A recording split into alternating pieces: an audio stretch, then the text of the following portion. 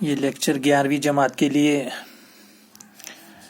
محلے کی ہولی ہم نے کچھ سوالات کیے، اس کے خلاصہ بھی لکھا، الفاظ معنی بھی پڑھے، اور یہ آخری لیکچر اس سبق سے متعلق سوال ہے۔ اس ڈرامے کے نسوانی کرداروں کا دو جملوں میں تعارف پیش کیجیے۔ جو محلے کی ہولی ہے اس میں جو نسوانی کردار ہیں ان کے متعلق تھوڑی معلومات فراہم کرنی ہے، جیسے خالدہ یا سشیلا۔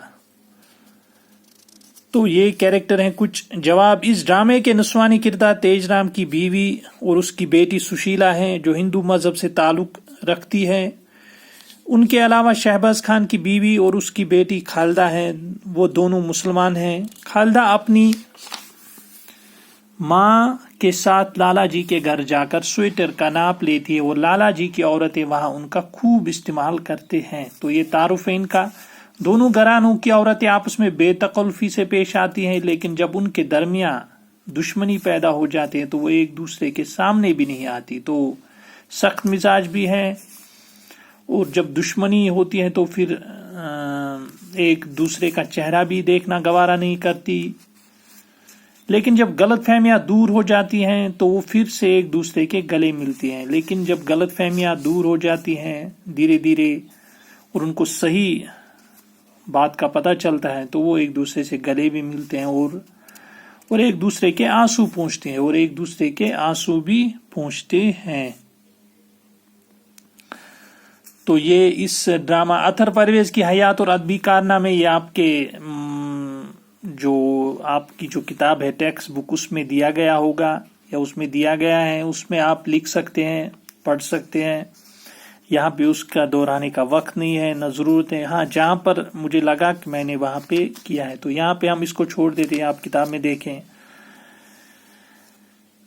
چھٹا سوال،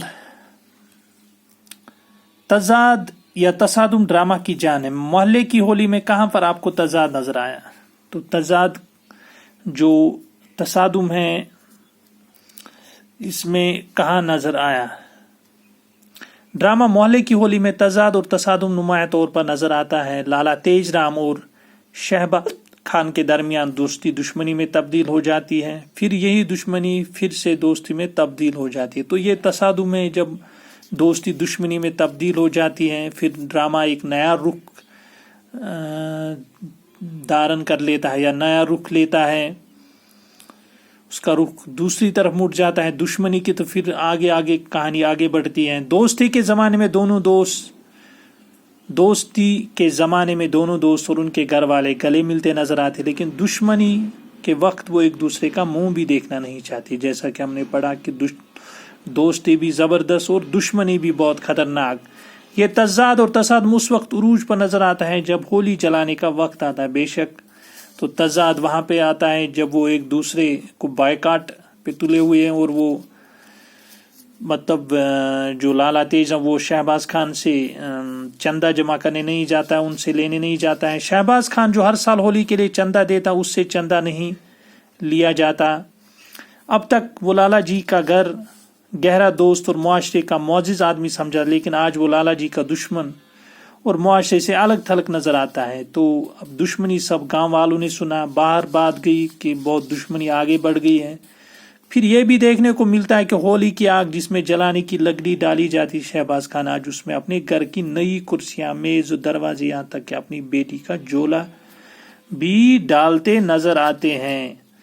تو شہباز خان غصہ ہو جاتے ہیں ان چیزوں سے، جو کلائمیکس ہوتا ہے اس کہانی کا، تو پھر وہ گھر میں سب چیزیں توڑ کے لاتے ہیں، کرسی، میز، دروازے، تو پھر وہ اس میں ڈال دیتے ہیں، وہ گٹری میں باندھ کے، اور یہاں تک کہ جولا بھی لاتے ہیں اپنی بیٹی کا جو خالدہ ہے۔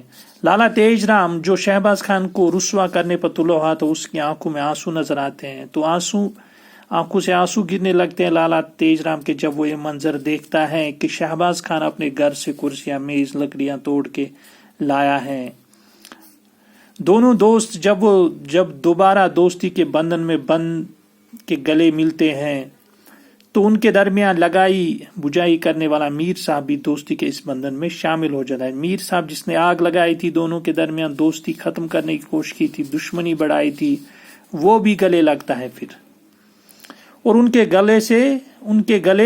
سے گلے لگتا ہے اور وہ بھی گلے ملتا ہے۔ جس معاشرے میں وقتی طور پر نفرت کی آگ لگ گئی تھی اس میں پھر سے محبت کے پھول کھلتے نظر آتے ہیں۔ تو وقتی طور پر معاشرے میں آگ لگ گئی تھی، دوستی دشمنی میں، ہندو مسلم چونکہ مسئلہ تھا تو دشمنی جو ہے پورے محلے میں سب مشہور ہو چکی تھی، ہولی کے دن بھی یہ دشمنی ختم نہیں ہونے والی تھی تو بالآخر ہو گئی، جو کلائمیکس تھا۔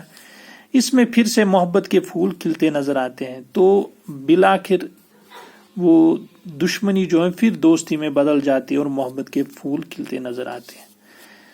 ایک اور سوال آخری، ڈرامہ میں استعمال ہوئے ہندی لفظوں کو الگ الگ کر کے ان کی ایک فہرست بنائیے۔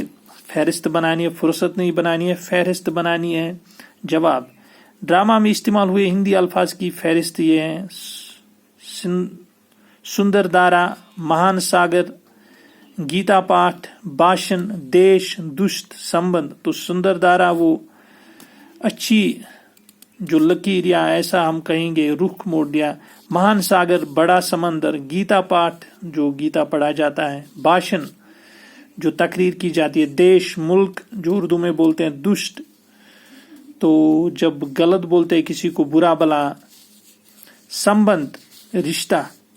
تو یہ الفاظ معنی کمپلیٹ ہو گیا، یہ لیسن محلے کی ہولی۔ اب انشاءاللہ نیکسٹ لیکچر جو اگلا لیکچر ہوگا اس میں ہم کسی دوسرے موضوع پر بات کریں گے۔ شکریہ۔